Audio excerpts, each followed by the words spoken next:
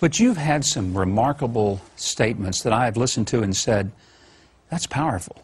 You've talked about the need of this country to pay attention to where we're headed, down a path that really is the equivalent of I think you've used the term, John, civil unrest. Yeah. What do you mean by that? Well, we're in a situation where, obviously, at this hour, we're being, the American people are being forced to do something they don't want to do. Let me say this. I'm here to validate all the millions of people who are opposed to the Obama health care.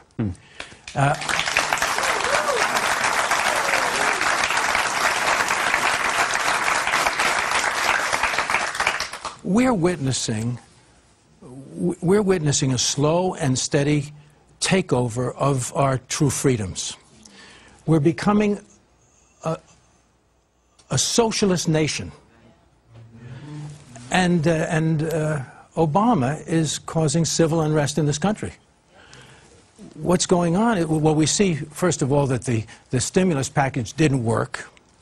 And now we see the government taking over banks. We see the government taking over car companies, insurance. We're being told what cars we can drive, how much we can make. And now they want to take control of our health care and tell us what doctors we can see and what treatments we can have. The people don't want this. They don't want the government into their lives in this way. And they're happy with the health care they have. But it seems that Obama has made this a personal crusade now. And if it's successful, if he brings this off, then it will be his personal triumph. He says, he keeps repeating, this is not about me, this is not about me. He says that, but as we can see, it really is about him, and he's arrogant, and he's adamant that he's going to get this passed no matter what the outcry. And he's trying everything. Even the so-called God card. If you love God, he tells us, if you love God, then it's your duty to vote this health care bill in. He did a conference call, John, with 1,000 ministers last week, and if President Bush had done that or others had done that, they would have been castigated for invoking the God card. Yeah. But he did that, and the liberal press sort of said, oh, that's okay if he does that. Well, I say that they're taking away God's first gift to man, our free will. And if...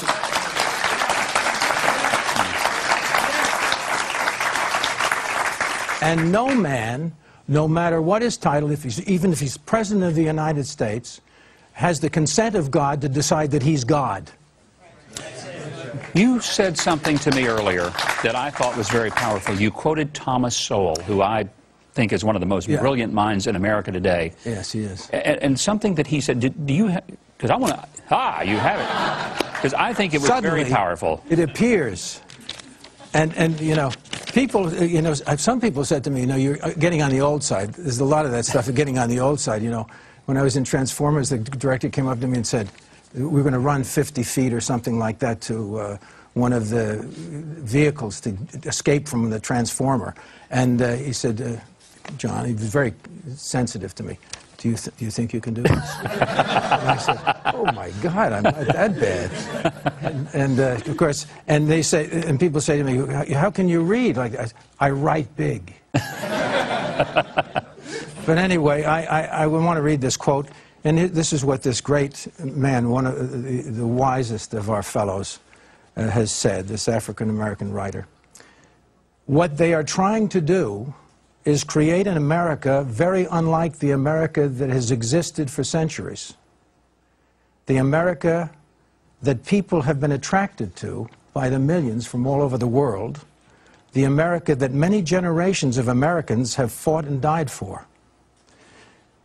The thing associated with America, freedom, is precisely what must be destroyed if this is to be turned into a fundamentally different country to suit Obama's vision of the country and of himself.